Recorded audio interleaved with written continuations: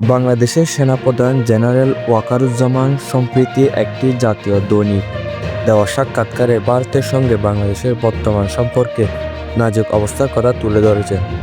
তিনি বলেন, স্বাধীনতার পর থেকে ৫৩ বছরে এই সম্পর্ক এতটা সংকটময় ছিল না।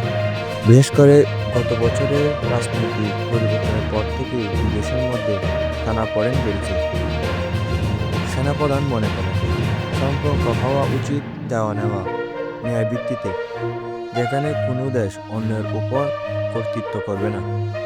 তিনি ২০২৫ সালের মধ্যে দীর্ঘস্থায়ী শান্তির প্রত্যাশা করেছেন এবং জাতীয় ঐক্যের উপর গুরুত্বারোপ করেছেন। সাক্ষাৎকারে তিনি অন্তর্বর্তী সরকারের প্রতি পূর্ণ সমর্থন জানিয়ে গণঅভ্যুত্থান পরবর্তী শান্তি শৃঙ্খলা রক্ষা, নতুন রাজনৈতিক সংস্কৃতি গঠন, প্রতিবেশী দেশের সাথে সম্পর্ক উন্নয়ন এবং সংবিধান সংস্কারের মাধ্যমে রাষ্ট্রপ্রধান ও সরকার প্রধানের ক্ষমতার ভারসাম্য প্রতিষ্ঠার মতো গুরুত্বপূর্ণ বিষয় নিয়েও আলোচনা করেন। সেনাপ্রধান মনে করেন, এই সংকটময় সময়ে ঐক্যবদ্ধ জাতীয় প্রচেষ্টাকে বাংলাদেশকে স্থায়ী সমাধানের পথে এগিয়ে নিয়ে যাবে।